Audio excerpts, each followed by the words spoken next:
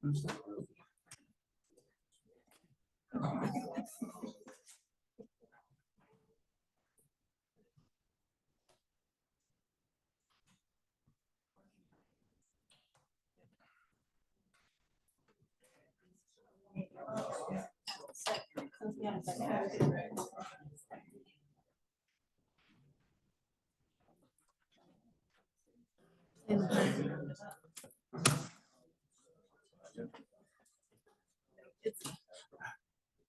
think I look like a weekend.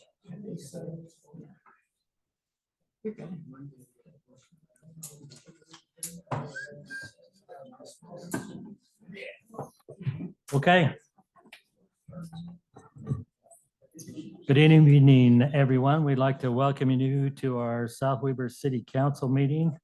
It is 6 p.m. on Tuesday, March the 12th, 2024. We're going to begin with a pledge of allegiance from Councilman Davis and a prayer from Councilwoman Petty.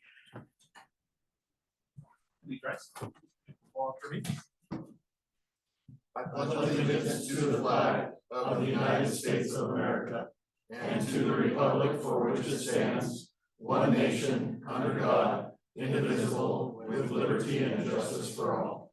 Thank you.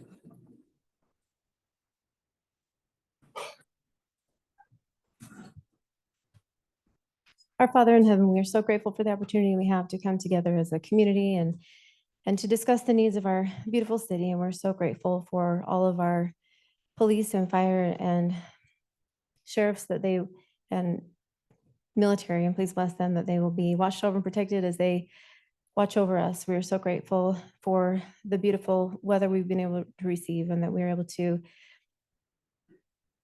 have enough moisture for all of our needs.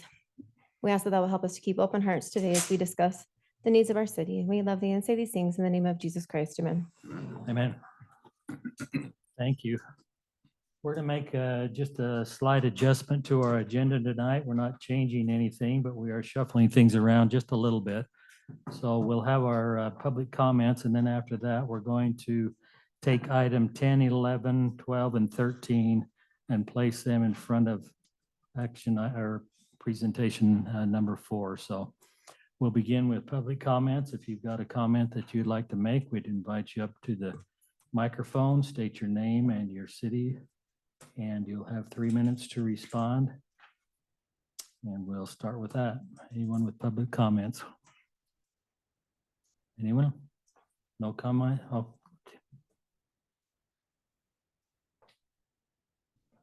Tim Grubb, resident of South Weber City. Thanks, Mayor. Just a couple items. One on the Peterson Farms development. We put in a new CBU unit on South Weber Drive. It's just east of the care center. And that part of our subdivision, we have like 6 townhomes and 1 private residence. So we'll be using 7 of those boxes. But that CB unit has 16 boxes. So there's going to be 9 boxes you could offer to people that live on South Weber Drive, just to the east of the one home. If you're familiar with the Fusel House, they're part of the development. So east of that, if those people, they all have to walk across the street to get their mail, which South Weber Drive is really busy. So you might want to do something to offer those people. And how many ones will you So there'd have? be 9 openings, and I think that would cover most of those people. Yeah, that would be good. Because there's a few residents that would have a tough time getting across the street, Right. at speed of the traffic. Right, So that'd be good. just want to mention that. And then also part of our development, Peterson Farms, I was just interested in, of course, the city park. And I was going to say donate, but we didn't donate. We were required to pay part of the city park, as open space, and they make sure that that was developed. But I am open to also donating additional funds towards like the bike track. If there's a plan there, maybe having some drought tolerant type grasses put on that, and also if the city has an idea of what the benches would be around the pickleball courts, be interested in donating maybe towards a bench or something like that. So Okay. just to improve that area. Appreciate that. Sure. And then I haven't gotten back to David, but I know he's been working on doing a bench kind of in that area that actually memorializes the barn. Right. And I think part of it kind of faults on my side on that end, just my wife and her brothers need to kind of get back as to a look of the bench and maybe what it would say, just to remember the family. Right. You know, for 11 hours. So, but I think that's all I have at the moment. Thank you, Thanks, Tim. thanks, Thanks, Tim. Anyone else with a comment? Seeing none, then we'll move on with item number 10, conditional use permit 24-02 Public Works Site. Any discussion on this from anyone on the council?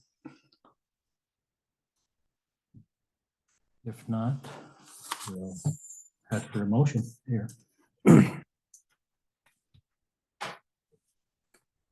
Mayor, I make a motion that we approve the consent agenda as presented. Well, we're going. We're not to that we're item. We're not on number that one? 10, Number 10. Oh, sure. We're juggling things around here a little bit. No problem.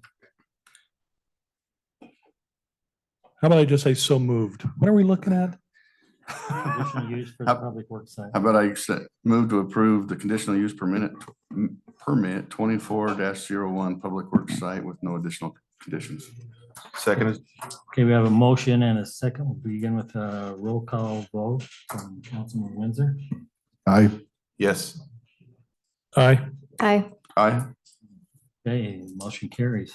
I'm sorry, who seconded that? I did. Jeremy. Jeremy. Jeremy did. Next item, public works site and improvement plan. Any discussion on this site plan? It's been Just about time. presented, I all ready to get things rolling here. still think it's way too large and too big for our needs. But Mayor, I move to approve Public Works Site improvement plans with no amendments. I'll second that. A motion and a second. All in favor, say aye. Aye. Yes. no, One no.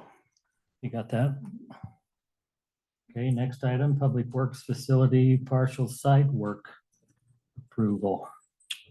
Any discussion on this item? I just have one. And it's, Brandon probably can answer this. And it's just so that we're tracking and everybody's aware. Originally, we'd budgeted a certain amount for the site work. And asphalt paving, landscape, everything is a budget amount. That was a separate item from the building that we bid out. Do you feel the remainder, which is around, where's that number? Just had it. Well, It's around 800,000. 1,000. Is that enough, do you feel, with your estimate on your square footages for the asphalt curb gutter? Are we still within that budget? We should be.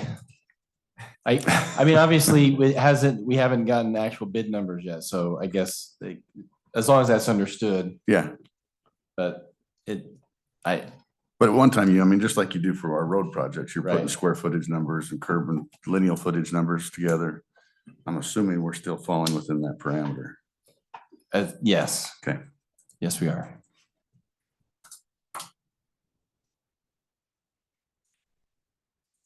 Go Okay. for it. Mayor, I move to approve Public Works Facility partial site work with Valley Design and Construction for the amount of $1,125,825. okay, we have a motion. Seconded. Have a second from Jeremy.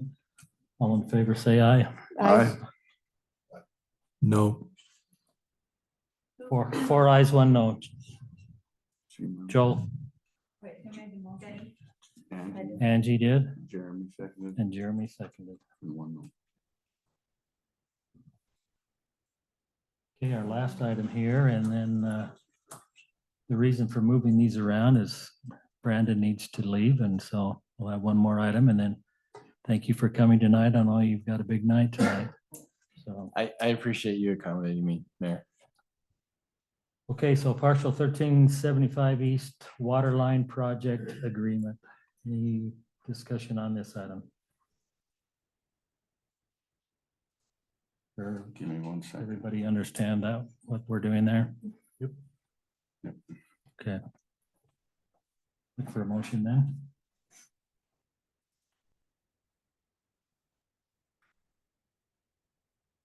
Mayor, I move to award the partial 1375 East Waterline Project Agreement to Castle Rock Excavation and Development LLC for $30,335. I'll second that. Okay, we have a motion and a second. All in favor, say aye. Aye. Okay, that's unanimous. Okay, thank you for that, and we'll move on then back to our presentation. We've got Wasatch Integrated Waste Management District Recycling Program. Nathan Rich, the director there, is going to lead this program. He's brought his crew here, and we're happy to see him and welcome him here, and the time is now yours, Nathan. Mayor, members of the council, I appreciate the opportunity to come and talk trash a little bit with South Weber City. So I do have a presentation, and I want to take a few minutes. I appreciate your patience and just set a little bit of backstory to our current project, which is moving forward, trying to get stronger recycling throughout in more consistent recycling through the district. Before I get there, I've just introduced my backup. Preston Lee is the operations manager. Julie McIntosh is executive assistant, and Colette West is our sustainability specialist. And Colette will take up kind of a little bit of time on the back of the presentation if we have time to talk a little bit about why we're recycling. So my screen is.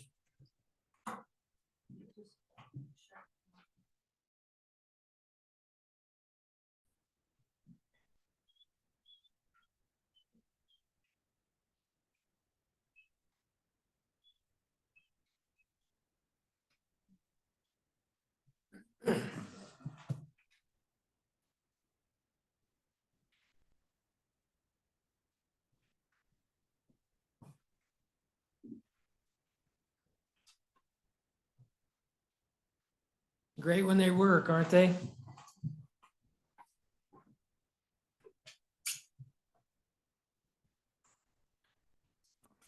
I thought I heard about some grants or maybe funding from the legislature about streaming. Did anyone else hear this? Did I make that up? Did I dream it? I'll just, Weren't you our legislative liaison? but I didn't see it there. Thought maybe someone else did. I'm just gonna search that. Maybe some requirements from the state, but grants from the state. Always a requirement, always. Always a requirement, never Definitely. paid. Definitely more of those.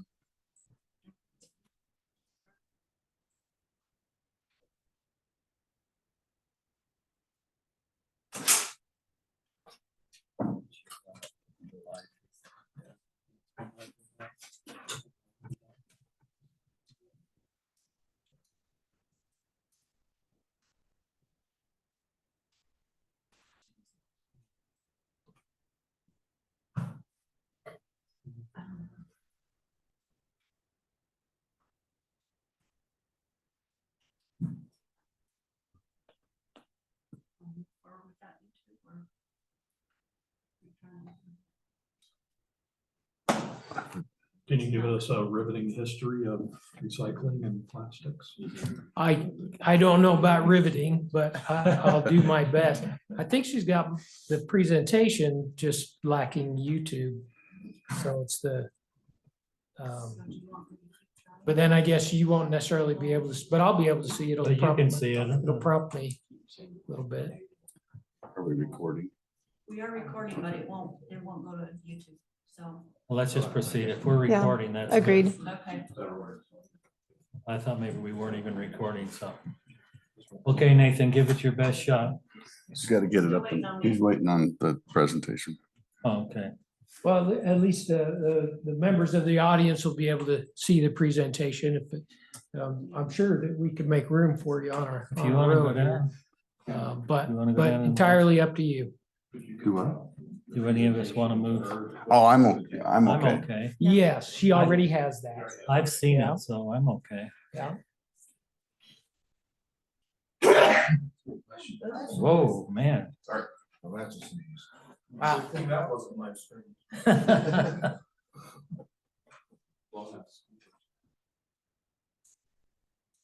Okay, so you can't see, but that's okay. We can't, but we're good. You're gonna ask me questions. So again, I'm Nathan Rich. Let's see if this is working. They'll go there. It's not changing, it's changing on my screen. Is it?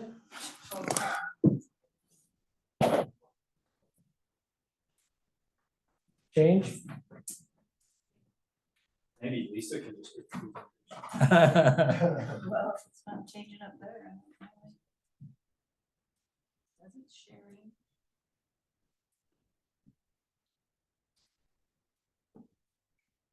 It likes your presentation. I can tell that.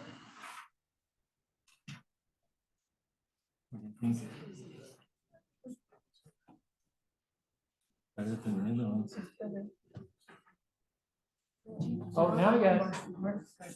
Now I got it. Is it working out? Yeah.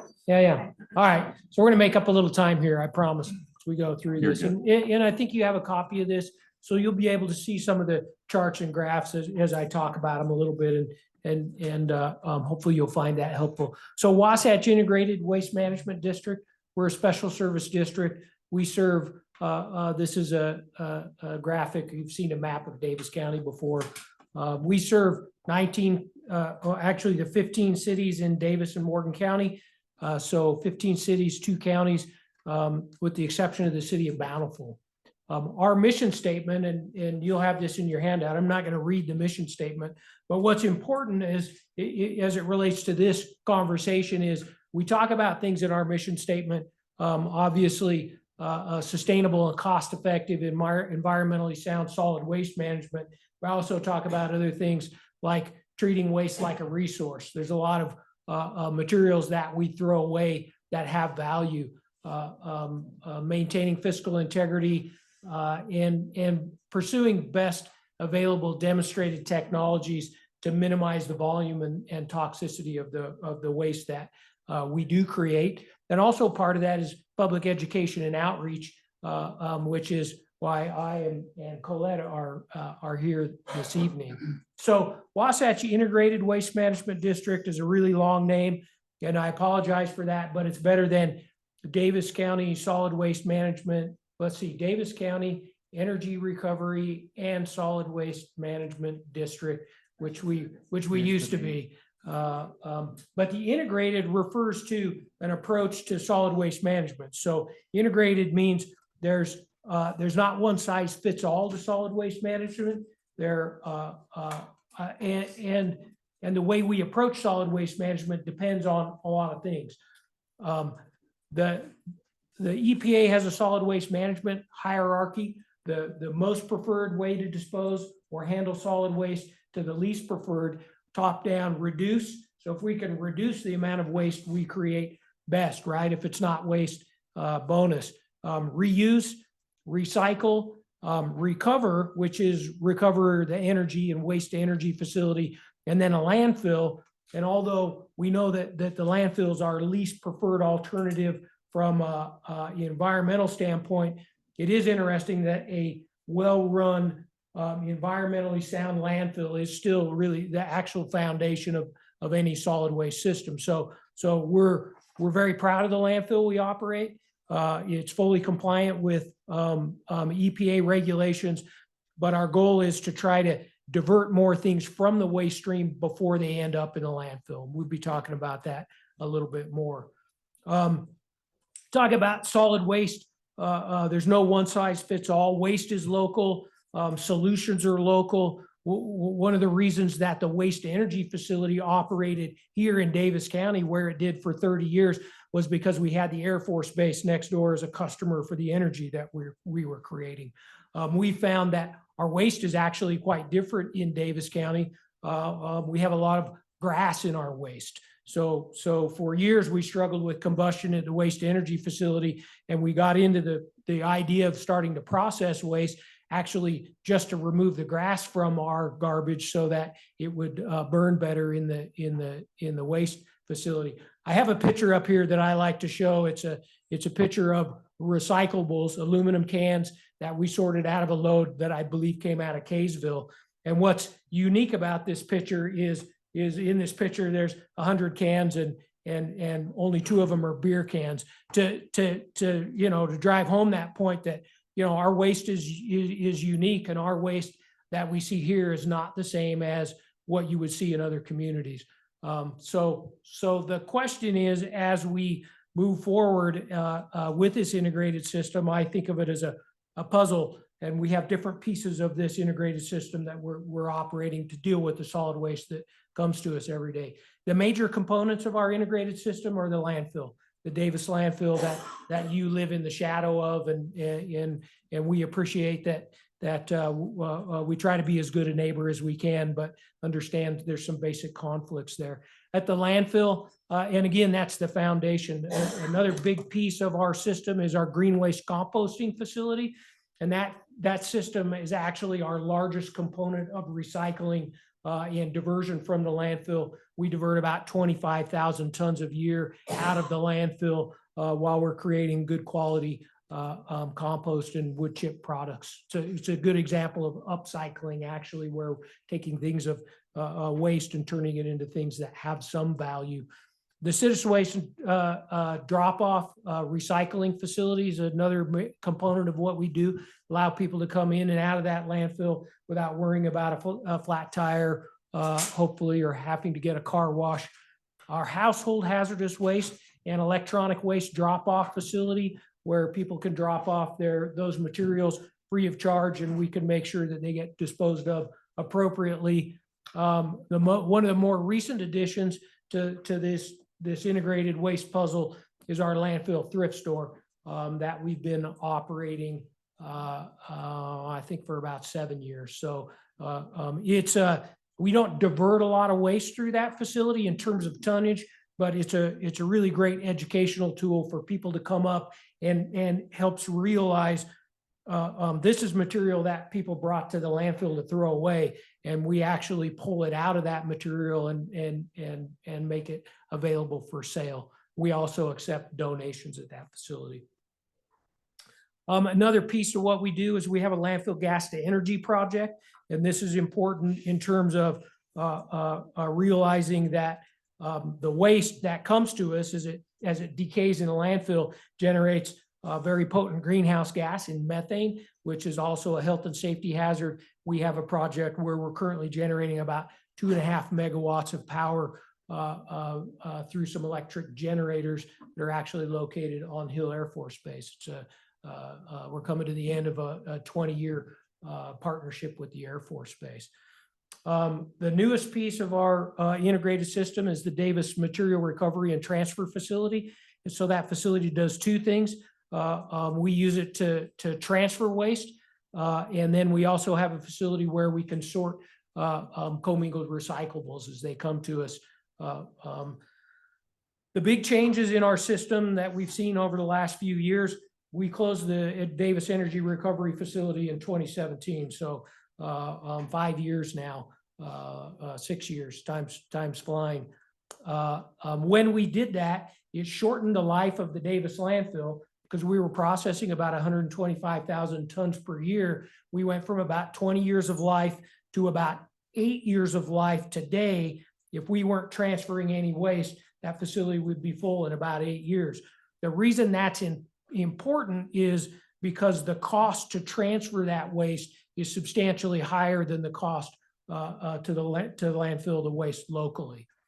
The other things that we're considering as we're deciding how to drive this system into the future, increasing population, increasing waste generation per capita, which is really interesting. We're actually generating more waste per person per day or year rather than the other way. And one of the reasons is the Amazon effect. We continue to buy things with more packaging. We like shiny objects and things that are well packaged. So we're trying to decide, how to transition the system into the future, particularly with the limited life of the landfill coming up. This graph just shows how much waste now goes into the landfill, what happened when we closed the waste to energy facility. So in 13, 14, 15, before the facility closed, we were landfilling around 150,000 tons per year in the landfill. In the years right after that facility closed, we actually landfilled over 300,000 tons. So not quite triple the amount of waste going into the landfill, because we're closing the waste to energy facility, increasing waste. We saw a 20% increase in waste coming to the facility during COVID. And we've only seen that come down slightly. Everyone stayed home and cleaned out their garages. So there's two ways to extend the life of that landfill. And I'm going to jump over this a little bit. So we've spent the last couple of years going through a planning process. How long do we want the landfill to last? We know that there will be a substantial increase in the cost of our services when that facility closes, because we need to pay the cost to transfer the waste. Right now, we're transporting it about 97 miles to the Tecoy landfill on the Skull Valley Reservation, and then we have to pay a tipping fee for it there. So there's about a $35 per ton increase in the cost of handling waste when that happens. So we're trying to design how long we want the landfill to last. How best do we use our newly constructed material recovery facility, in what are the economic choices of consequences of those choices. So we created a plan that was approved by the board in 2022, and then we've spent the last year trying to decide how to implement certain components of that plan. So the two ways to make the landfill last longer: we transfer more waste now. So we've built the transfer station. We're currently transferring about 100,000 tons per year, and our goal is to transfer a little bit more so we can make the landfill last longer simply by transferring more waste. The other way is to divert more waste from being waste either before it gets to us or as it comes to us by increasing recycling programs or our green waste program. So in our plan, we set not entirely arbitrary, but our goal is to have that landfill last about 18 years from this point. It needs to run at a volume where it's economic to run and generates value for us. So we can't drop the tonnage too low, but we want to drop it down a little bit to give us a little bit more time, because it gives us a lot of operational flexibility in operating the landfill. So we know that we can increase diversion. Please ask a question, Joel, if you have, because I was just, I couldn't remember if you had stated whether you were a government entity or a for-profit entity. Thank you. We are a special service district. So we are a quasi-governmental entity. We were actually created by Davis County in 1984 for the reason of building and operating the waste to energy facility. So as a special service district, we're just like, well, we're not just like, we're kind of like the sewer district. One thing that if you'd have seen in front of you and I'd have taken the time, we're governed by a 19-member administrative control board. So each of the 15 cities and then Morgan County and the 3 Davis County commissioners retain a seat on that administrative control board, and your representative on that board is Mayor Westbrook. So we want to do a couple of things. We know that we're going to increase the amount of waste we transfer.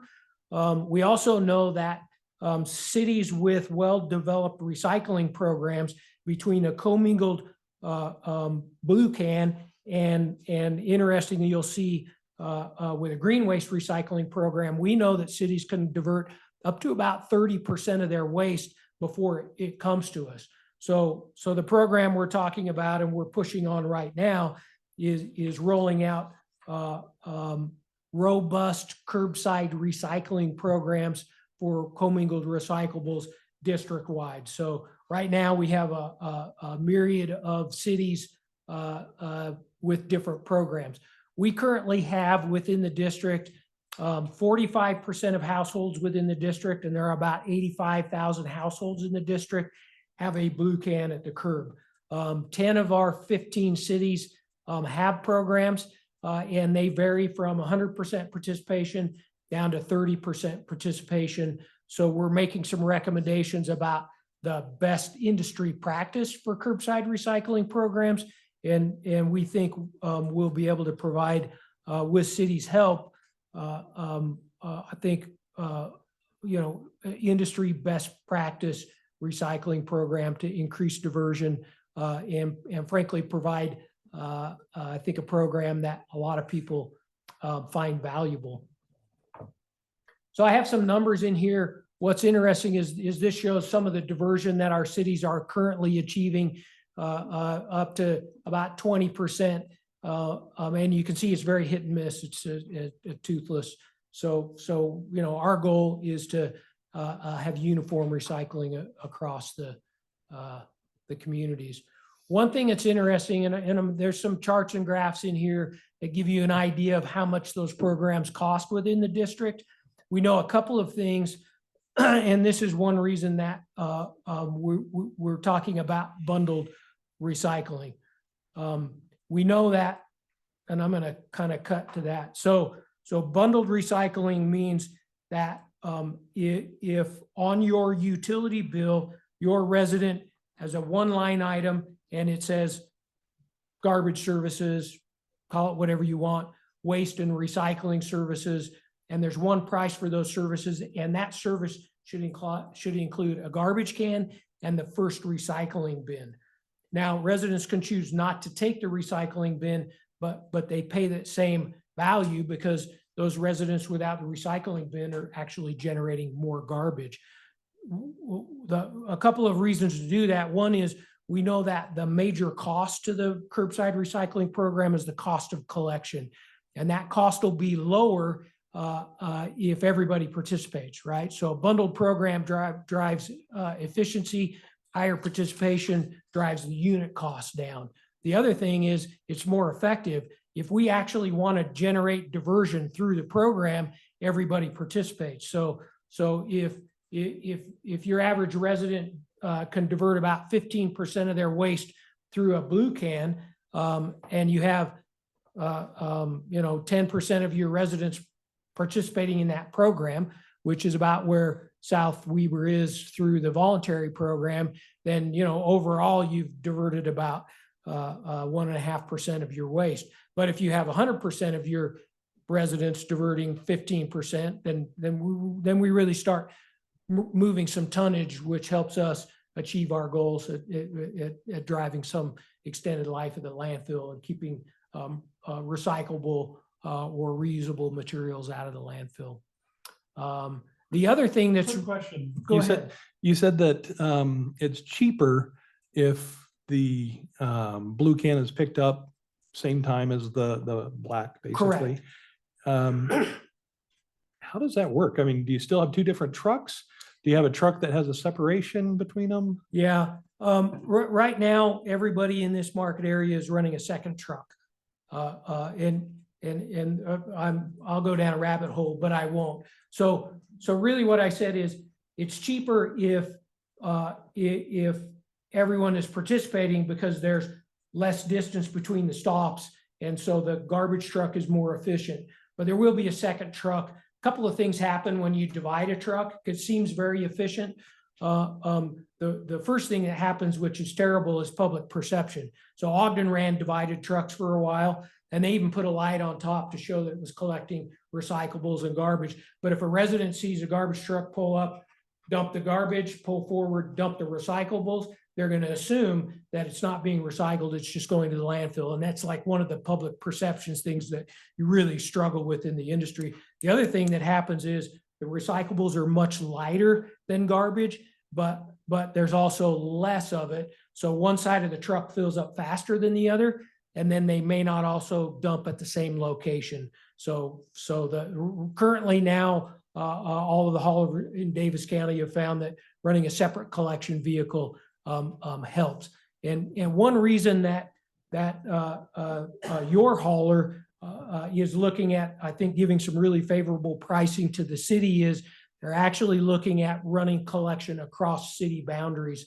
And I think that's more important down in Clinton. They also service Clinton and Syracuse and some of those cities that are rolling out programs at the same time, so they can be a little bit more efficient. So a recycling truck can pick up on the order of 500 to 600 homes before they have to go dump their recyclables. Okay, thank you. The other thing I would say about bundled service, which is really important, is it takes some pressure off of city staff, because every time somebody moves into a community, city staff doesn't get the call, what's this recycling fee? Do I need a recycling program? It doesn't put staff in the position of selling that service to a resident. The service is provided as part of the basic service. And then it prevents even for communities that have rolled out opt-out programs, which have an opt-out period, and then are supposed to be mandatory from that point. And I shouldn't be throwing people under the bus, but Sunset is a great example. They rolled out a program about 8 or 9 years ago. It was an opt-out program at about 80% participation. It was a pretty good program. And then as people moved in and out of the city, and they have a lot of move in and out based on kind of the demographics of their city, the city staff didn't push the recycling can, and their subscription rate has slipped to about 30%. So it becomes more expensive for the hauler. We're actually diverting less materials. So one thing that's interesting as we look at South Weber, you actually have about 9% of your residents currently have a recycling can through Mountain West, which is operated by Ace Recycling. Those folks, I believe, are paying on the order of about $15 per month per can. As part of our program, we did a survey, and this is district-wide because South Weber is not a big enough city to really look at it statistically, but of people who did not have recycling programs, we found about 62% would be willing to pay $5 for a recycling bin. So, if you look at that, this is a program that the people who already have a recycling can are going to save a substantial amount of money. About 60% of people who don't have a can should be happy to pay less than $5 for a recycling can. About 70% of your residents. The other thing to keep in mind is about 50% of the residents in South Weber have a second garbage can. And the recycling bin will be much less expensive than the garbage can. And it may give people the opportunity to actually turn in a second garbage can, and there's some opportunity to either lower their bill or keep the bill the same through picking up a blue can. So one thing and I'm just going to spend a couple more minutes and talk about the city hardship policy. So we know, and that you will have some residents that are going to say, when this blue can shows up, and we're going to help with some educational materials, we'll do some mailings ahead of time. We'll have a website set up, but the can is going to show up because not everybody reads your city newsletter. I don't know if that. We've got a great readership. So the can is going to show up, and people are going to say, "What's this can?" And they're going to say, "I don't want to pay for this can," or they're going to say, "I don't want it. Come and pick it up." So as part of the policy that we've put together, we're saying cities can have a hardship policy. We're leaving it up to cities to implement the policy any way that suits them within some certain parameters. So if we do think it's important that when the program rolls out, everybody gets a blue can.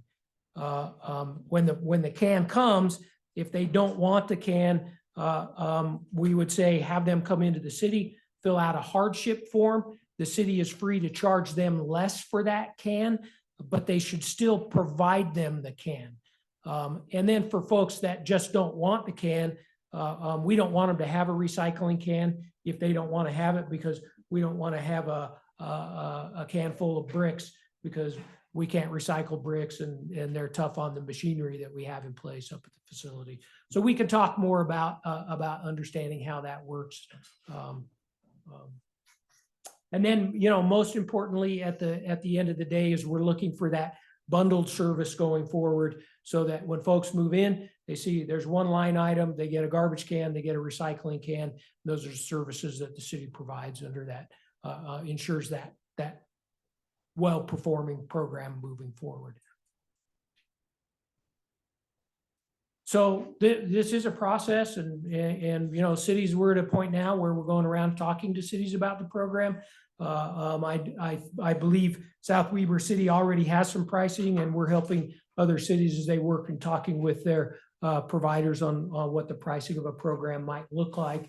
And now I apologize, and I appreciate your time. I'm going to let Colette talk to you a little bit about why we're recycling, and hopefully you find that interesting. Can you remind us the mandated date to have cities comply?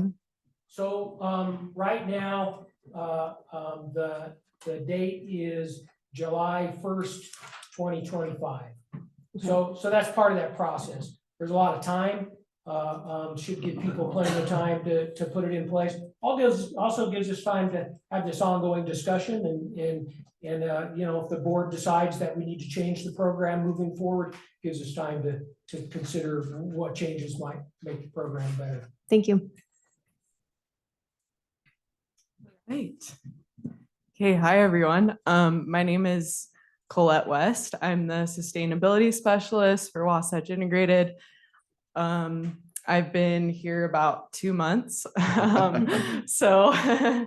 But it's been fun. I've learned a lot, and I'm really excited to help with the recycling education for the district.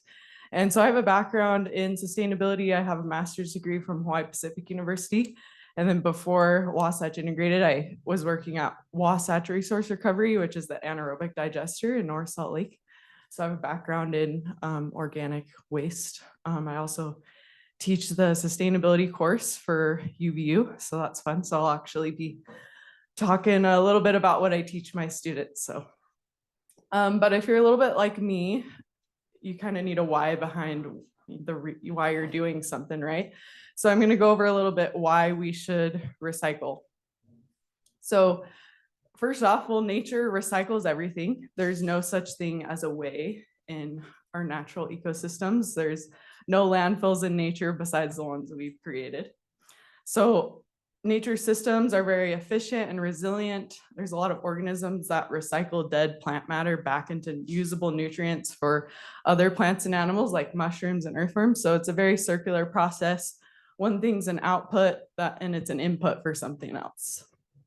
So the goal really is to transition our systems to follow nature's principles. So if you've heard of circular economy, it really incorporates the nature recycles everything principle.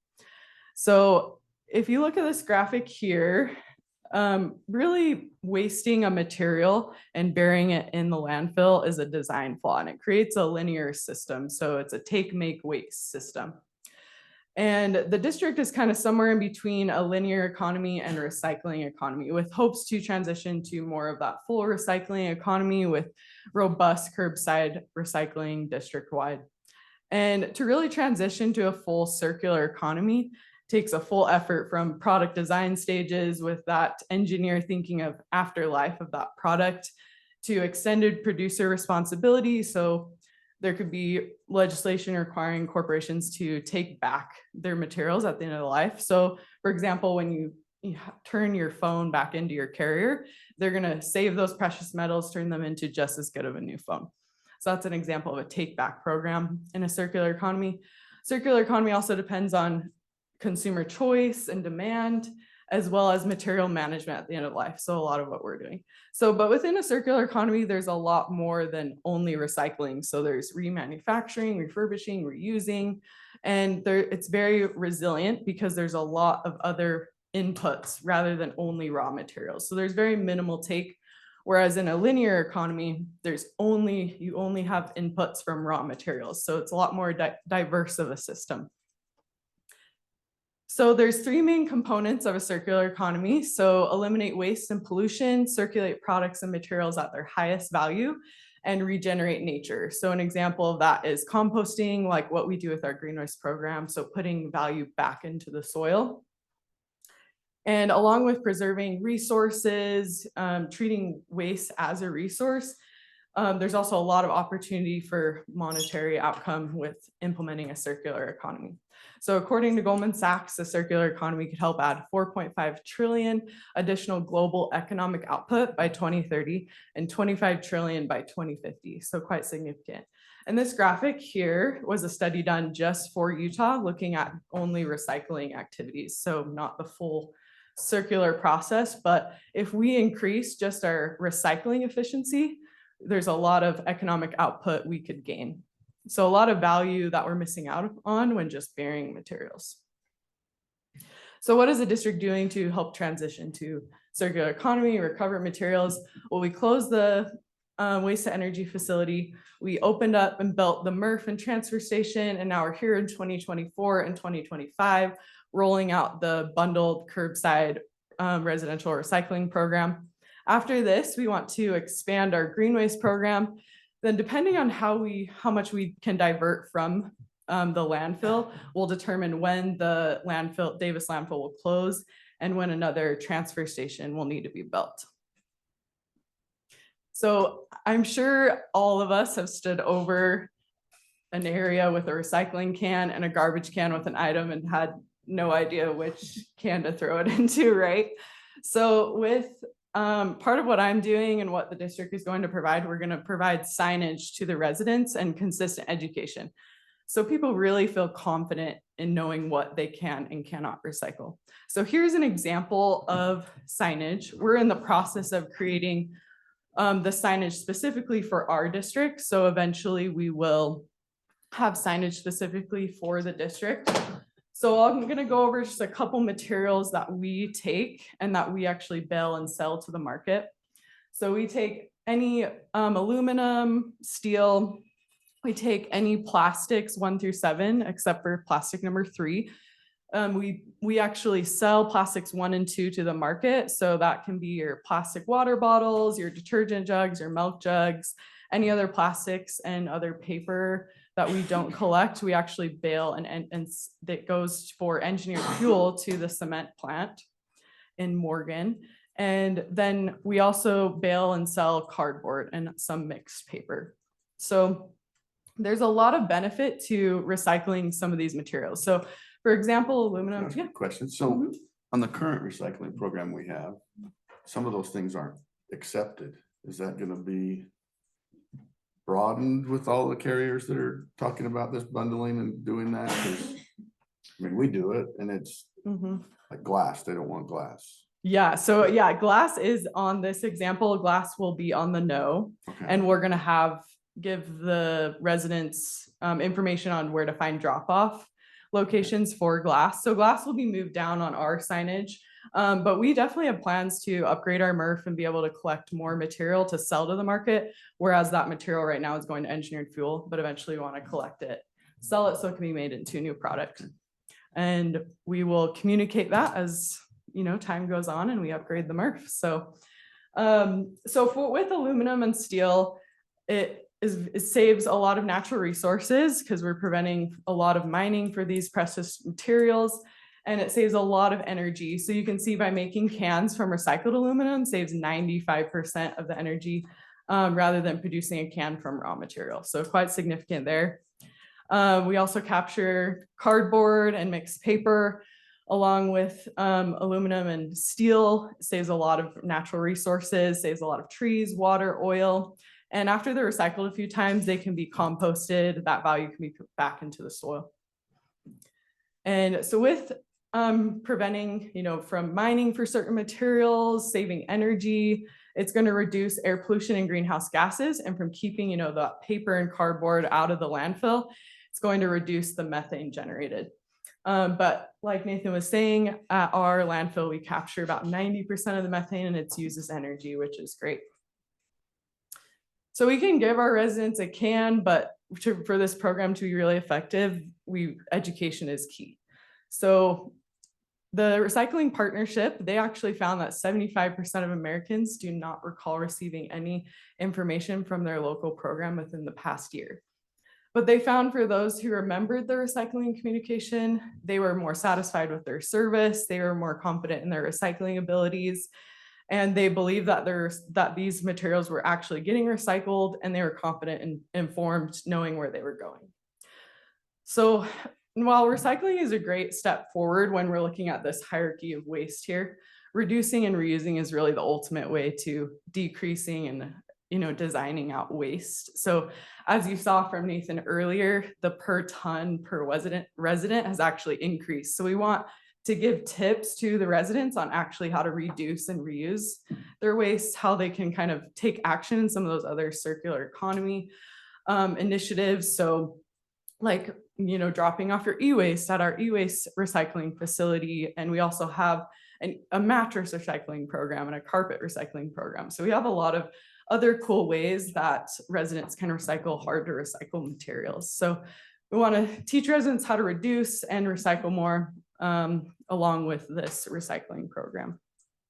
And so I have this short video that gets you thinking about the difference between a single-use item and a reuse item. So I don't know if you can play that video. Maybe.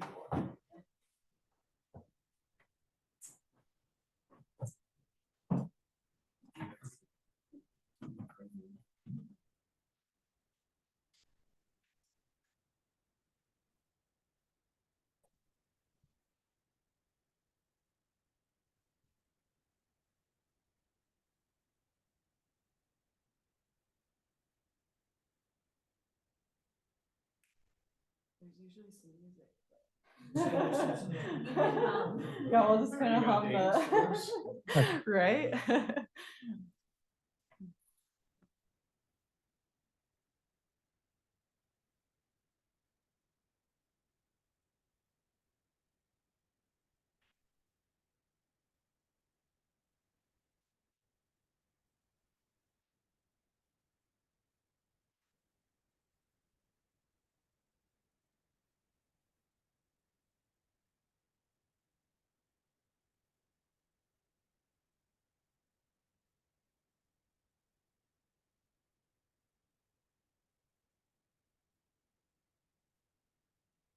All right, well, hopefully that was a little eye-opening. You can see that even even if we're able to recycle or compost something, it still has a big impact. Even when we, put materials through a MRF, it's a lot of effort. So if we can reduce, have reusable items, that's awesome. So what are the next steps for this bundled program? So we met with haulers, like Nathan was saying, they have some great tips on how to make it cheaper by maybe rolling out with another city next to you. We've also have ongoing meetings with the Recycling Partnership. So they're a nonprofit organization that really is, their goal is to expand residential recycling across the nation. And they actually give out grants to cities who are rolling out a bundled universal program. So for any city who rolls out the bundled program, we're looking at receiving $15 per cart. So that will significantly offset the cost of having to pay for these carts. And we're also looking at getting funding for education. So we can put that towards the flyer, going out, letting the residents know that they're getting a recycling can or the sticker of the signage on the cart. So it definitely can go towards some education for the residents. And I've also worked with connecting with the city web and media designers to make sure that we can continually get out consistent education. We're possibly looking into maybe using an app to help get more educational videos out to the residents. So we're looking at a lot of different ways to keep the residents up to date on what's happening. And then we're attending city council meetings, and you're always welcome to invite us back or to a city event on recycling. And then this here is an example of the flyer that can go out to the residents about 30 to 40 days before the can is delivered to your resident. So the recycling partnership really is here to help us along the way rolling out this program. And they're really the experts. They do this all the time. So I think it'll help make the process go much smoother. But I'm really looking forward to seeing what this program can do and seeing how much we can divert from the landfill. So that's all I have. Thank you. Thank you. Mhm. Anyone have any questions for these guys?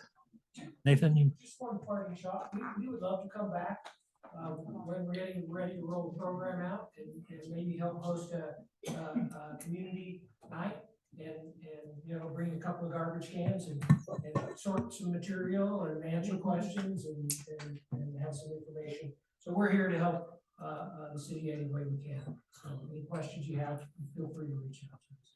I had a question. You had mentioned in your presentation about a 18-year life Yes. left in the landfill. Is that correct? That's the goal. Is If that, we get if we get this program. that's what I was gonna ask. Is that only if recycling kicks up, or is that if we do nothing, we have 18 years left? So if we do nothing, we have about We've 8 got years. 8 years. Okay, So we're currently extending it to 18 years by transferring the waste elsewhere. So recycling adds something to that. We can't recycle our way out of this landfill closing. But what is interesting, the recycling is important to help us divert waste going into this landfill. It also helps us divert waste going into a future landfill, which is more expensive because we have to pay the hauling costs to get there. Yep. So even implementing a program now, although it doesn't save this landfill per se, but that cost of hauling the waste to a landfill does help us in the future. And the fact that we're not landfilling, you know, renewable or non-renewable resources will continue to benefit us. okay. So just to recap everything you just said, just so in my own mind. Really what we're doing is we're delaying the inevitable of This landfill. the landfill closing and costs exponentially to provide the same services we're doing today, with the hope that recycling helps us extend that some, and maybe sometime in the next 18 years, there's new technology that comes about that helps us divert even more, so to help keep costs down. Is that a That fair? is fair. Okay, Yeah, yeah. And just so you understand, when this facility becomes full or very nearly full, we'll cease commercial operation and we'll build a second transfer station actually at that site. We'll continue to provide the same customer service facilities, that self-haul drop-off, which I know is really important to your residents. Green waste composting we'll continue to do up there, but we'll be bearing that additional burden of the cost to transport. gotcha. And then you had mentioned the methane partnership with Hill Air Force Base. Do you expect that partnership to continue, or do you expect to do something else with the methane We're capture? actually in the middle, we're actually in the final stages. We've selected that contract was a 20-year contract. It ends about 2 years from now. And we've selected a new contractor, which turns out to be the same contractor. But we're changing what we're doing with the landfill gas. Instead of burning it and making renewable electricity, which has very minimal value in Utah, because nobody wants to pay for renewable Rocky Mountain Power, for instance, is where we have to sell our power. We're actually going to make renewable natural gas. So they'll clean the gas up, remove the nitrogen, remove the oxygen, and to pipeline quality, and it'll be injected into the pipeline, and then they'll sell it to somebody who could use it as a transportation fuel. It has a lot more value. But we're using the same contractor, Amoresco. They may or may not do something with Hill Air Force Base, but it's going to look a little bit different, but it's going to generate hopefully some additional revenue and have some better environmental benefit. Gotcha. And then the other question I had was, there's been a lot of, or I've seen a lot of docuseries, I guess, on how we can take plastics and turn them into fuel. I think you had mentioned that in Morgan. I wasn't aware that there was a place in Morgan, but do they do all the processing in Morgan, or do we process it locally and then transfer the gas to Morgan for them to use it? Or did I Yeah, mishear so you? We bale the mixed materials and give them that bale, they shred it and burn it for energy. So it's at the cement plant. up So there. what we're doing in Morgan, and this makes, so Blair, back to your question about what we could put in that recycling can. The way we're currently operating, we can take non-recyclable plastics as long as they're clean. So non-recyclable plastics and paper, and we ship them up to Morgan and they use them as fuel in the cement kiln at Devil's Slide. So it's actually a Devil's Slide. So it's better than putting them in a landfill. We're recovering the energy from them. What you're referring to is I think right now they're calling it advanced recycling. So it's plastics to oil. So it's a chemical process where you take those mixed plastics, you break them down and turn it back into oil. We're seeing that.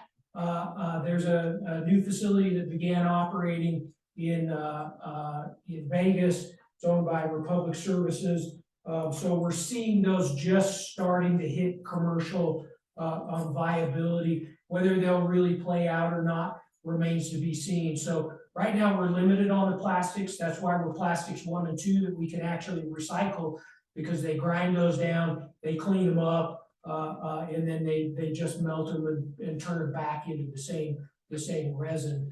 It remains to be seen if that plastics to oil becomes viable. If it does, it'll open up those other plastics, the plastic films and some of the other plastics that currently are non-recyclable. Gotcha.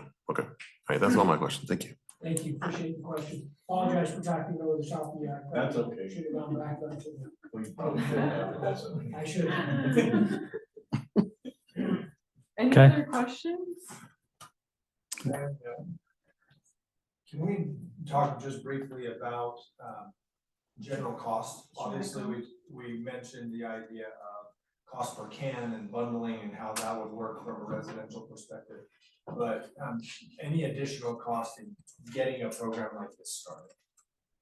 Yeah, so there will be the cost of the can, but usually that's kind of bundled into that quote, if I'm correct, right? That monthly. Some haulers will own cans and Mhm. others don't own them, and the city actually purchases them. Mhm. We're a city where we own our own cans. Mhm. I So think is the that expectation that we would purchase Okay. our own blue cans that would go out to residents? Is that Yeah. the expectation? and the answer is, yes.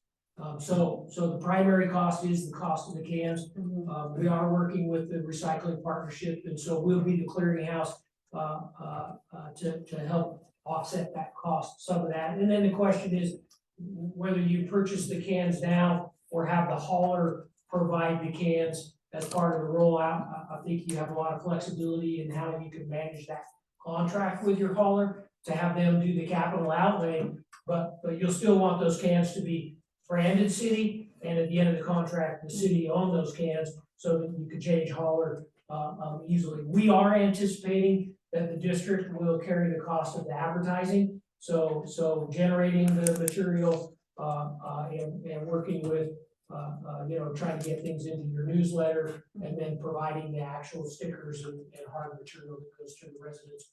We're currently working to budget that part of the cost. I appreciate that. My mic's off. I appreciate that. I wanted to make sure the council understood that we would be purchasing the cans and, the $15 that you mentioned from the recycling program. Based on our last purchase, I want to say a cost for a single can is around $50. That's what we. Depending on how many you order and all of that. So Yeah. we're looking at upwards of $100,000 for supplying the number of cans for our residents. Okay. Thank you. Appreciate it. Thank you. Thanks for. Yep, thank you very Thank much. you. so much. Thank you. Thank you. Appreciate you coming.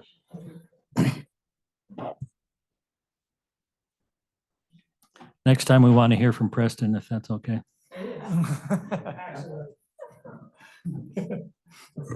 Thanks.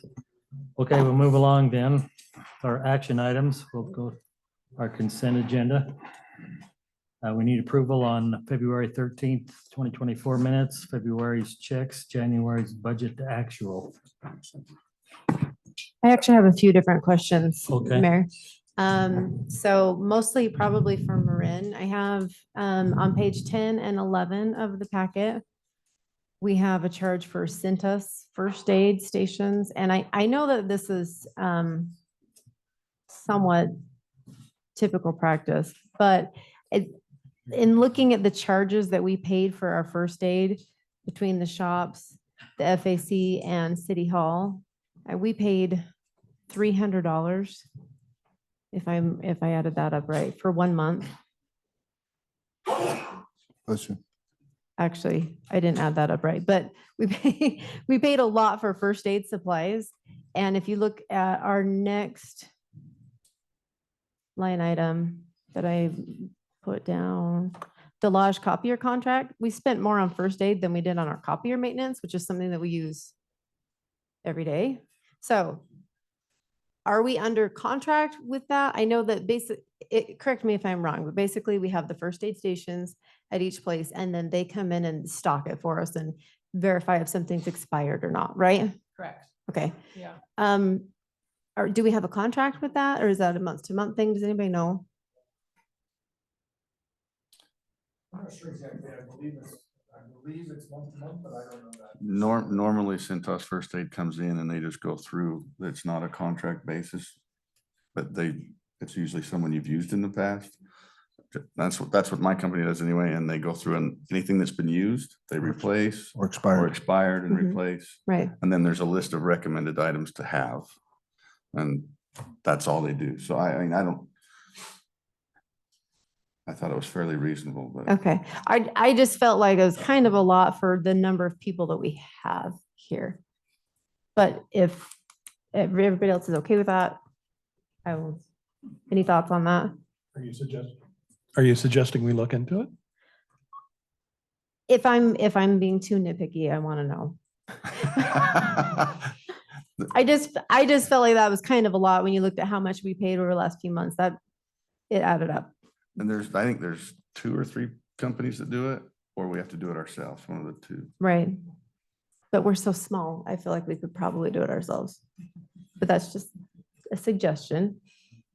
Well, I can tell you this, my company does sell first aid kits all the way up to paramedic bags. And yeah, this is, you're paying for the service of having somebody come out and do it for you. Yeah, absolutely. The Band-Aids, the different ointments and everything that they're using, and the expiration date, which is usually about 5 years for most of the anti-inflammatories and things. It's more that somebody else is coming out and do it. So if we wanted to look at doing something in-house, having somebody go around and do it, Dave has nothing to do most of the time, so he could, probably. No lies from the dais, please. So it's just getting a body to do it and keeping the stuff on hand that you need. So Anybody else have thoughts on it? I just felt like Wayne says no thoughts on it. He doesn't care. Okay. Oh, they don't care. Just have no thoughts. Yes, no comment on it. Okay. It is something, whoever's over that, I don't know if you don't give them a list of the things we feel we need, they will just fill it with everything they have. I mean, we definitely have to watch it, what they put in it. And that's So my experience at whoever's over it needs to be monitoring what they put in it and not just giving them a blanket to go fill. Because like February for the shops, it was $210. That's a ton of supplies. I feel like we could definitely get a lot better value for our dollar on that. So something to consider. We can look at that. Next one, page 14, custom lighting services. It cut off, so I couldn't tell exactly everything that covered. Marin, did you have a chance to look at that for me? Yeah, it says multiple lights out and a bad head. So they replaced a head Okay.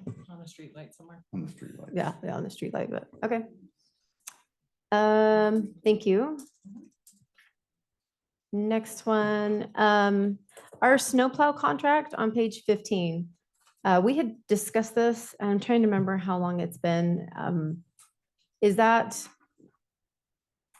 When is that up for renewal? Does anybody remember? Rob? Say it again. The snowplow contract, when is Oh, it up for I don't renewal? know. I feel like we should look into that. For the park and ride? For the park and ride, yes, I excuse me. think that isn't the park and ride year to year. I don't know. I haven't looked into that specifically. We can look at the details of our Would you agreement with mind just, Greencastle. yeah, and just send, you can just send that in email so we can see what the terms are on that. Okay, thank you. And then page 16, loader rental. We just purchased a loader for Public Works, correct? Yeah, we actually got a refund for that. After we paid the invoice. For the 7,000. For the For the 7,385. Yeah. Good. Okay. Cool. Last one, page 17.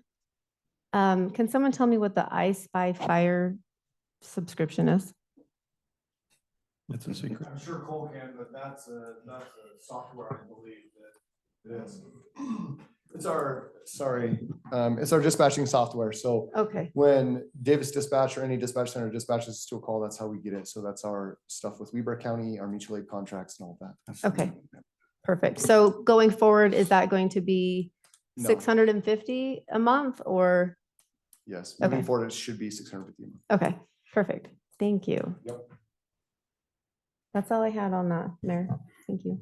My turn. I got a couple clarifications. Page 44 on the budget to actual. Count 2071-811 is the bond principal for the recreational fund. We had budgeted 65,000, but the principal that we paid was actually 69,000. Is there a reason why our budget is not following the debt service schedule, or it seems like we should know what our principal should be from year to year? Yeah, staff noticed that during creating the pages for this fiscal year 25's document. So that's fixed moving forward to follow this. No, Debt service. thank you. I appreciate that. So we do know the amounts going forward. Thank you. The other observation, the rec fund is 115,000 over with 5 months remaining in the budget year. Both the capital fund, water utility fund, and transportation utility fund also show $400,000 overage. Is there maybe an explanation that come from staff in the next monthly report as to how we're going to catch back up, or are we going to be over budget in those funds? Don't need an answer right now, but I just would like to see an observation of how we're going to catch back up. Okay, I can include that with next month. Thank you. That's all I had, Mayor. Anyone else? For a motion then. With that, I'd move to approve the consent agenda. Second. The motion and second, all in favor, say aye. Aye. Next item, fire department turnouts. Cole, you want to take care of that one for us? Yes, please. Answer me one question. Yes, Is that real? it's 100% real. We're going on at the end of the month. We'll be going on a year. So Looks good. Cool. I like it. we're getting there. Yeah, what would you like to know? I would like to know what a turnout is. Yeah, I'm glad you asked. So our firefighter turnouts are what we wear into structure fires. They're our coats, our jackets, our pants that keep us safe from the toxic gas and also from the heat. I'm up for questions. So you saw in the agenda packet that we are putting in a request to move funds within our budget to replace the turnouts that we had that were damaged during the F-35 crash up at Hill Air Force Base. A few years back, we had a F-35 crash up there. We responded, and as part of the unknown nature of the F-35, we were told that everything needed to be disposed of. So we disposed of that according and correctly to the federal government. And so now we're replacing those turnout costs with the $17,482.50 for the cost of 5 new sets. The only question I had for staff really is, do we need to redo budget for the turnout? It looks like we're trying to pre-plan for these turnout because they have an expiration date. So if we buy these replacements now, does that adjust the budget the annual budget that we're trying to achieve to where this doesn't totally mess us up in the future, or what? So we have an amount every year to replace certain number of turnouts, right? We have a Yeah. program that way. This is unique because of the F-35 crash and having to replace some sooner. The total cost there is not something, right? Those extra 5 sets are the ones that were not planned for. So Right. this is kind of a one-time hit there. It would mean over time, right? We'd hit that 10 years and we'd have that same kind of lump sum that year. So if we wanted to plan that out and say, as we're getting close to that 10-year time frame, if we rotate one out at 7 and an extra one out at 7 or 8 or 9 or something like that to get back on a more smooth rotation schedule, is that what you're requesting?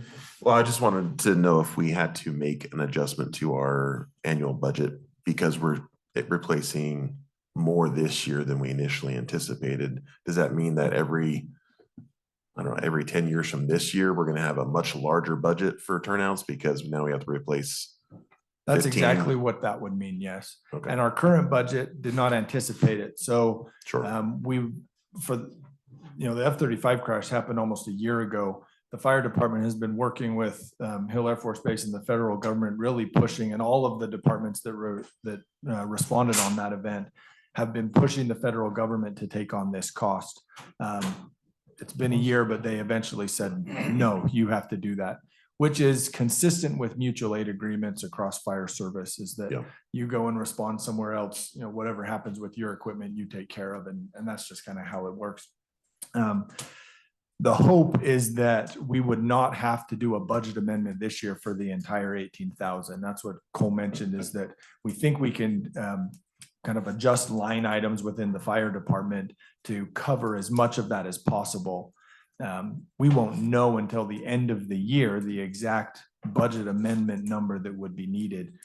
So it would be up to that 18,000, but we anticipate bringing that way down, if not covering it entirely. We just won't know that till closer to the end of June.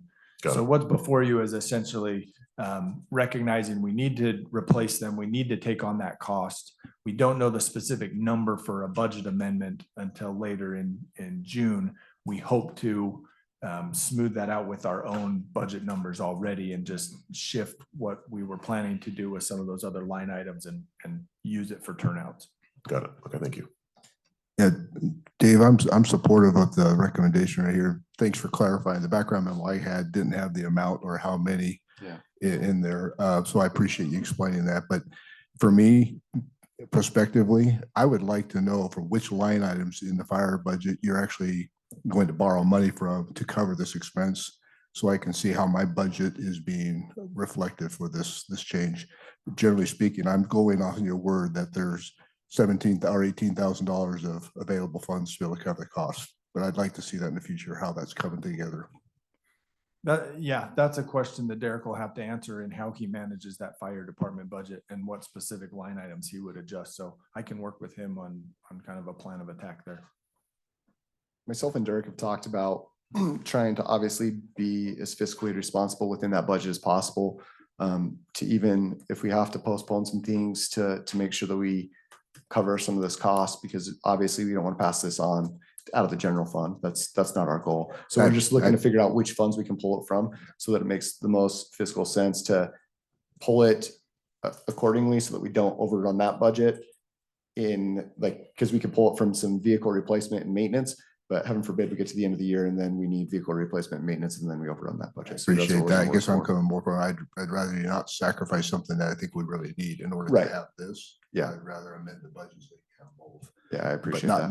Not knowing that, I can't make that call for you. No, and we appreciate that. I think we're looking at it more as a budgetary thing with us. Like, let's see what we can do within our budget before we come back to you and ask if we can't do it reasonably and safely and make sure all of our maintenance schedules are met. We'll then obviously come back and ask for that additional funding for that overage that we're looking to cover these costs. But we're really trying to pinch pennies on this one and make sure that we're doing it right by everybody. Yeah. So what's the time frame on this? The 5 turnouts. Uh-huh. Yeah. It's just like fire trucks, somewhere between 54 months. No, I had to go there. No, they're just as busy as everybody else. We have seen turnout times or as long as 8 months to get these. Yeah. So they're having issues. It's supply, demand. As COVID funds became available. So a bigger story, and I know I'm taking a ton of time, but a bigger story is most departments and NFPA is requesting that we get 2 sets of turnouts for every firefighter, especially career firefighters. So as COVID funds came available, most departments said, hey, this is our chance. We can start buying some more turnouts. So these guys, when they go into a fire, they have a clean set of turnouts to go into so they're not contaminating that cancer longer. And so they've been buying 2 sets. Well, when everyone had COVID funds to buy 2 sets, that just really screwed the whole plan up. So we're looking with a couple different vendors. The Ellen Curtis is who we have for these 5, but moving forward, we're trying to maybe see another vendor to see if there's better turnout times available, quicker lead times and turnaround times. But these 5 are with Ellen Curtis. They're who we've been using for the past almost 15 years. They're very, very competitive. They got some state contract pricing. And then they are the ones that use Globe currently in the state. So they're the rep. And did I hear correctly from Derek that firemen are having to share? Yeah, currently we are sharing turnouts. So the other day, Friday, this past Friday, I worked a 24-hour shift at the station. I don't work a lot of 24-hour shifts as the fire marshal, kind of outside of that scope, but we need some help. So I stepped up. And as we got there, we found out that someone else had borrowed my turnouts and not put them back. So we went on a scavenger hunt and we found it all. So it was fun. Don't they have to fit specifically? They do. We have a lot of guys that are tall and lanky, like myself. And so it works out well. So your ankles got warm. Yeah, no, my boots cover a lot. My pants have my name in them. So I knew which ones were mine. So we do that so that I can find my stuff. Okay. Thank you. You're welcome. Any other questions? Mayor, I move to approve the fire department turnouts for $17,482.50. Seconded. Have a motion and a second. All in favor, say aye. Aye.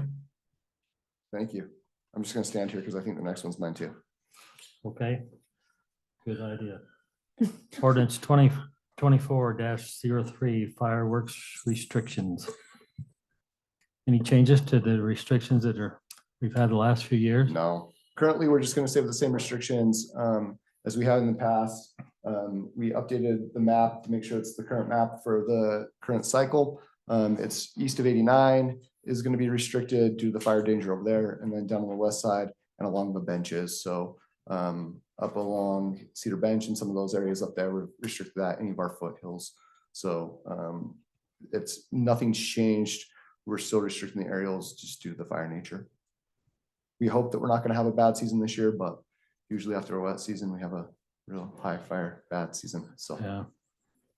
Okay. Anyone think we need to change any restrictions? Good with No, that? I just had a question. You and I had a conversation months ago about lanterns. Sky lanterns. Yes, sky lanterns. So Yes. where are we at on that? Because I know we had back and forth. Yeah, so the state amendments, the state has banned sky lanterns, then the code allowed sky lanterns, and then they banned them, and then they allowed them with a tether. So like so the reason why, a backstory on that, when I worked in West Valley, they had a festival going on in West Valley, a big lantern festival. We have security footage of it. A structure fire happened, a big warehouse caught on fire, and no one could figure out why. In the footage of that, there's a sky lantern that they had lit 2 hours before, comes floating down, lands on top of the membrane roof. The membrane roof catches on fire and burns the entire thing down. And they were having those throughout the state at different events where things were catching on fire, because everyone loved to see the awesome show where we let the sky lantern go. But what they didn't show is that that's all the water around, but we're not surrounded by water. So this just takes off. There is a festival out in the West Desert that does every year. It's a lantern festival out there. I guess Tooele County doesn't care about having the West Desert catch on fire. So they let them off and hope for the best. So currently They're still restricted. Still restricted, even without a tether, with a tether. Yeah, the tether, personally, the tether doesn't make sense So it's got to be like a braided line that lifts off because anything like fishing line will melt. And so it has to be a braided tether. And so it's like flying a kite that's on fire. Some people Could get be behind fun. that, but it's not right up my alley. But like I said, it is still outlawed right now. The code has got some differing, but the state has said no on the sky lanterns. Okay, thank you. You're So welcome. hang tight here. So then Yeah. Dave, our code, do we need to do anything to adjust our code to match the state code? Because state code is going to override city code in this instance, correct? Correct. It's in the R710 rules that's already adopted at the state level, which I'm sure the county's already adopted, or the city's already adopted as part of our fire restrictions. Okay. So we adopt the 2021 IFC, the 2021 IBC, and then we also adopt state rule and state code when we do those adoptions. Okay. I'm assuming that the city had already done that when we did the update. The only reason I'm asking is because that Yes, conversation you yes. and I had. No, I appreciate it. Yeah, We probably should look into that and just double check that Okay. all of those things are covered. okay, perfect. Yeah. Thank you. Thanks, Cole. Yeah. Any other questions? I don't think so. Is it Thank real? you, Cole. It is real, and it's glued. So there you go. Secret. Elmer's glue. Really? That would just be- work as well. I thought it was just wax. May I make a motion to approve ordinance 2024-03 fireworks restrictions? Okay, we have a motion and a second. We'll begin with a roll call vote, starting with Councilman Halverson. Aye. Aye. Yes. Aye. Okay, motion carries. Thank you very much. Next item, public hearing to vacate a portion of the right of way at approximately 1025 East Lester Drive. Mayor, I move to open the public hearing to vacate the portion of right away at approximately 1025 East Lester Street. Okay, motion to open public hearing. I have a second. Seconded. All in favor, say aye. Aye. Okay, public hearing is open. Anyone with any comments? I just want, is it 1025 or 1075? The 10. letter said 1075, but then this is saying 1025, so I'm assuming That's a great 1025. question. they're pretty far apart, so. Lane? It should be 1075. Yeah. So that's where the west end of Lester. Right, okay. Well, we need to make sure that's right. It's in the ordinance that way. It is? Yeah. Yeah. The ordinance is 1079. Yes, sir. Okay. So will you correct my statement and say 1075, please? The 1025 is involved as well, though. That's the next line item. Okay, Thank you for the clarification. any comments on this? Seeing none, we'll look for a motion to close the public hearing. So moved. Seconded. All in favor, say aye. Aye.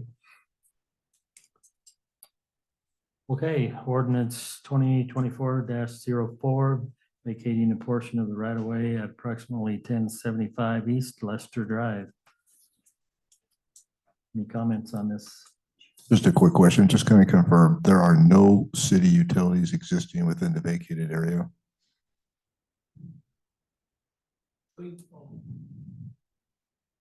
I don't know that for certain. I believe that there are, and that it would maintain an easement with those, but that's a good question. I don't know that for certain. Brandon would be able to answer that, but. Lane probably knows. We've eliminated them all. Hmm. And we changed which direction the sewer flows. It flows back to the east now where it used to go. No, it used to go to the east, now it flows kind of northwest into the new development that I'm doing. We abandoned the 16-inch line and diverted it into the new subdivision, so west of 1075, there's no public utilities now. Okay, the city has no need to be in there. Well, Brandon's staff report on page 85 of the packet, the last sentence there indicates that a municipal utility easement will remain in place over the vacated property to provide for the utilities that Thank you. remain. Question, what about the internet lines that we're just going to put in by Connect? Are they gonna stay there or are they gonna move? Is that a public thing or not? That's a private. Private? Yeah. But it's through a public easement. Yeah. Yeah. My guess is that they would stay, but we can look into that specifically. My last question is, and I apologize for not having the time to go out there and drive. Has Lester Drive already connected all the way through? And so our vacating is Yeah, not so conditioned the- on the road going through, or it's okay to vacate it now? Right. The subdivision, the improvements have been put in. I don't think asphalt has been put in yet, but all the curb and whatnot is in there. Okay, thank you. Yeah. I think the utilities that Brandon's saying that these state are on 1025. The city owns a sewer main that comes up that road. And then Dominion Energy has a gas line there, so those easements stay there. Easements are regular. Easements. For 1075, it's the easements. 1075. I don't think there's anything left. We rerouted the culinary water. Sewer never ever went there, and we removed everything back to the intersection of 1075. It actually flows east. The Williams, if anybody knows where that's at, but and then the sewer hooks on to 1025 and comes up, and Castle Cove 1, the project we're talking about, flows to it down 1025 out to South River Drive. Okay. Just a quick question. What is the city liabilities if any of what we just said is wrong, since we don't have Brandon here?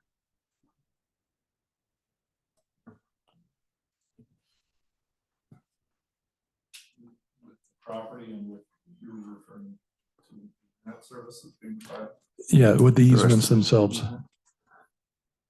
I think when we look into it, we're gonna have to look at the agreement with Connects to see what it does, and we may have to, if they're required to go into a public easement, make some adjustment if they're in this area. Won't make much liability. We can tell them to move it to a different location or just with the real estate transfer. So there's no problem going on and voting on it tonight then? Okay. As long as we're approving it with an easement. it Okay. should be Right. fine. Yeah. Okay. And that's in there. Yeah. Okay. Look for a motion. Move to approve ordinance 2024-04. Second. Okay, we have a motion and a second. We'll begin with a roll call vote from Councilman Windsor. Aye. Yes. Aye. Aye. Aye. Okay, thank you. Motion carries. Moving on, if I've got everything correct, I think we've covered everything, haven't we? Down to our reports. Anyone have any new business? Dave, do you have anything new that you'd like to report on? I do have one thing to report, and that is that Weber Basin has a well and a location that they feed fluoride into the city water system. And the transformer there has gone out. They have been looking at replacing that. There's a certain window of time that they have to be able to deal with any of those fluoride issues before they have to do any public noticing. During that period of time, they have made a decision to rehab the facility. So now that period of not having fluoride into the system is going to extend past the deadline that requires notice. And so they will be providing information to the city that we then can put out and publish as far as a lack of fluoride in the system. So Currently, there is currently not fluoride. No in the fluoride system. in the system. Yep. That explains this. There's no supplemental fluoride. There's just natural fluoride in the system. Wayne, would you give us a talk on that? Oh, I certainly can. I give you my personal opinion. I think our grass really loves the fluoride, right, Wayne? I'm doing a little pixie dance Yeah, back no here. I have supplemental fluoride in my water. Culinary water. Weber Basin. Yeah. On that point, do we have I'm the? I'm giving a heads up that you'll see public information disseminated soon, once we receive the public information from Weber Basin. Are we forced to have fluoride in our water, or Yeah. is that a decision that we have control over? Yeah, your county fellows voted it in. Well, I that's believe it unfortunate. was 2001 when the vote took place and Yep. 2003 when it Implemented. started. Is being that based implemented in the system. countywide? Countywide. It was Oh, a okay. countywide vote and it is implemented countywide. That sucks. Oh, oh. Okay, No Mayor, other I have report some from- new business if I may. okay, just for you a moment. bet. Go right ahead. Okay, so after we had our presentation by Ashley, oh my goodness, I just totally blanked on her last name, Young, I believe, from Animal Care. I spoke to her today about the potential of us doing a microchip and vaccine clinic here. What that would require of the city is no staff would have to stay here. They do them on Saturday mornings. They would just need somebody to let them in and then lock up unless we wanted staff to come. And it's just a low-cost microchip and vaccine clinic for people. It is pretty straightforward. She says they've had no property damage at any of their clinics that they've offered. We would just have to sign a memorandum of understanding to allow that for our residents. So they try to do them every month or every other month. And they are doing one in North Salt Lake, so they'd like to come north in the county. So if that's something we want to consider, we can arrange that. And they would just So, need, here yes, they need, or at the FAC? if we did it here, they could have a space to take care of cats and dogs. If we did it at the FAC, they would only be able to do dogs. Because they have to have 2 separate rooms for them. So if that's something, if we want to entertain that possibility.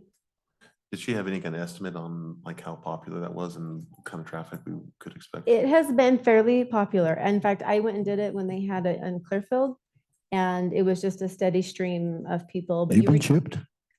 don't, I guess the cat's out of the bag. No, I did have my dog You said you vaccinated. did it, so I was like, okay. You have to sign up for a time. So it was a pretty steady flow of people. It wasn't overwhelming. It wasn't chaotic. It was actually really, really well done. So if that's something we're interested in, I can reach back out to her and we can talk with staff and get that scheduled. But that's totally up to everybody, how they feel. I'm up for it. I think that's a great service. My only concern is are we gonna risk damage to our That's facility? my concern. I'm on board Agreed, to do yeah. it, but I would rather do it at the FAC than here, Sure. even if it was 2 different weekends.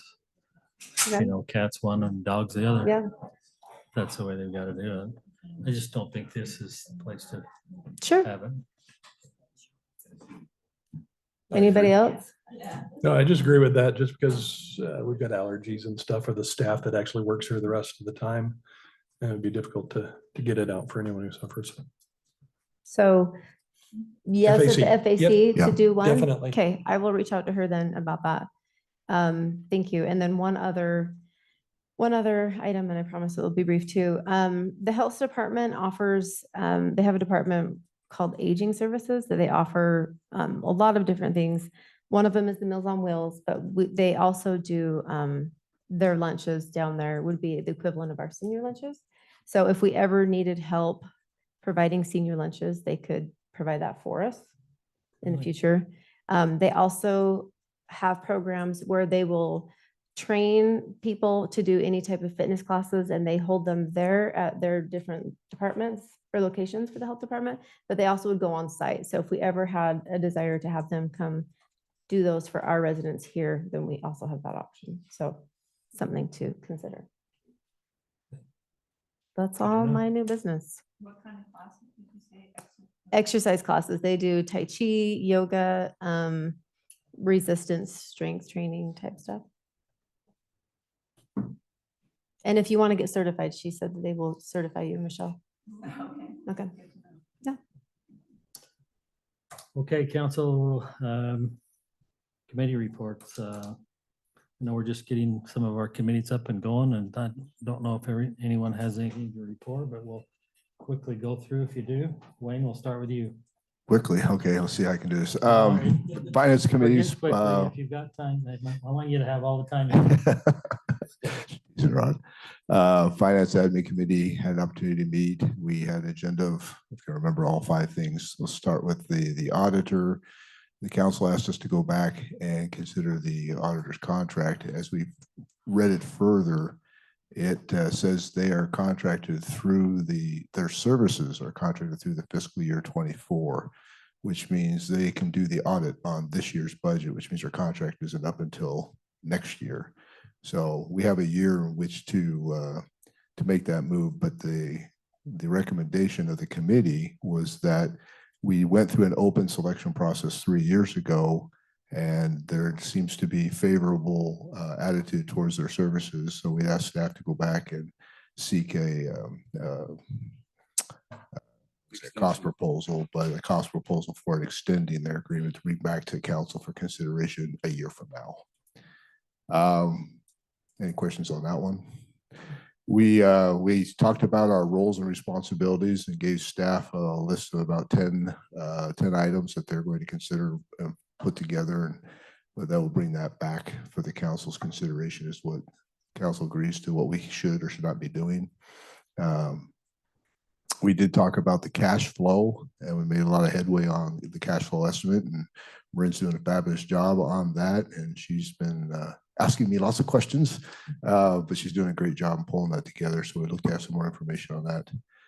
I'm missing one, guys. I'm looking at you to help me. What other item do we talk about that I'm missing? Nope, can't think of it. We're done. My time's up. Last thing I have to announce is next council meeting I will be absent, so I ask you to be excused on the 26th. Thank you. Yeah, so we had an opportunity to meet at the safety committee and had a great discussion about very similar to what Councilman Windsor was talking about as far as our role and what should be benefited from that. So those discussions are ongoing, but I just wanted to give a few updates based on that discussion. So the dispatch contract looks like it'll be, or it looks like they're leaning towards Layton, or maybe it is with Layton. My notes aren't as clear there, but they're hoping that it's going to be cheaper than what we're paying currently, so that we should be getting more intel on that one coming through. So that should be good. It's going to start with fire only, and then on July 1st, and then the police dispatch will come as that service is built out. For the wildland effort, they have posted the engine boss position, so they're waiting to see what comes of that. So I guess we'll get some updates here soon as far as if they're able to find a qualified individual there to help with the wildland efforts. And then the Weber Fire District, no change in the agreement there, and there's likely going to be some more discussion in our April meeting in regards to that one. The other thing that we came to a conclusion on is in regards to the Quint and other large apparatus expenses.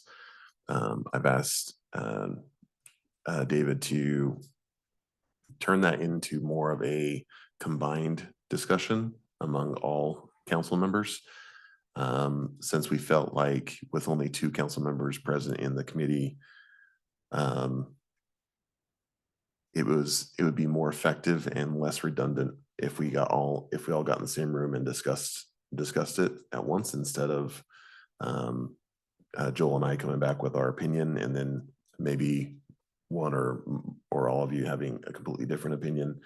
And then we went through a lot of work for not, so we're trying to avoid any kind of duplication of effort there. So that's what I got. Did I summarize that right? Joel? Okay. Updated last time on code committee. We haven't met again yet. And we have had a huge tangle trying to get all of the members of the park and the rec committees together. But I believe our next one is scheduled for. The next one is the regular Parks Committee. We also have budget committees. So we've got a lot coming, nothing to update though. Angie? I'll let Blair, who's the chair, report on municipal utility. Events? You got events? Events. We did have a meeting. We discussed the Easter. daddy-daughter thing. We do have a meeting coming up for Easter in a couple weeks too, as our budget committee. But yes, plug for Easter, March 27th, 9th, March 29th, 6 p.m. If I can add just to that. Please, please Because do. I felt like that meeting was a great meeting. So kudos Erin and your team. That was a great meeting.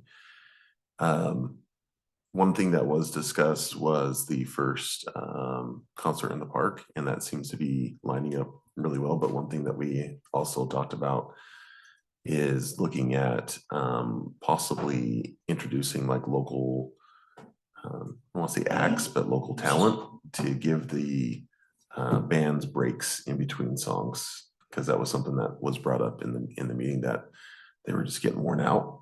And so that we were throwing out some ideas. So I think that could turn into something that could be pretty exciting for the community. Thank you. Sounds great. Yeah. Blair. Municipal utilities, you kind of saw in the meeting where we're at with the site work on the public works facility. The plans are moving forward to get ready to go up for bid. We're trying for the end of the month to have those. Looks like we may be a little bit behind on that, but that is the end goal. Other than that, there's the actual building and site improvement, or the landscape and all that. Other than that, was there anything else? I don't think there's anything else from this. All I just want to state is, just so council is aware, we have been delayed in ordering the transformer, much to frustration. I'm frustrated by it. So just so you are aware, there's potential that we will have a finished building and no power because we don't have a transformer yet. It is not something that we have forgotten. It is not something that is going to be. Yes. So just so you guys know, yeah, it does. It takes a yearly time or more. So Yeah, please be aware. Transformers are the worst right now. Yeah. Okay, that's it. Thanks. Dave, did you have something? Yeah, just one more thing. Jeremy brought up wildland, so a quick update there. Although we're still looking at sending out the fire response team, Chief Tolman has found a way to be able to use our backup medic truck and send out medic for wildland, and could start receiving wildland revenue by sending out a crew just on the medic side rather than the fire response side. So he's been thinking lots of different ways to try to get wildland up and running. So rather than wait for just the fire suppression side of things, going to try to get some revenue that way and start sending out medic when available. So just using the backup medic truck rather than have it sit there to send that out. Just a kind of a minor note, but a major development in the wildland program. Thank you. Thank you, Dave. Okay, we'll look for a motion to adjourn and to move into a closed session. Can I say so moved? Does that work in the Sure. sentence? Second. Sure. There we go. Motion and a second. All in favor, say aye. Aye. Mayor, I would like to recuse myself. Thank you. If I may. Yep. Thank you. So We do need to state the reason why we're going to closed session, though. For the record, you need to state the reason why we're going to closed session. Going into closed session, discuss pending or reasonably imminent litigation. Thank you.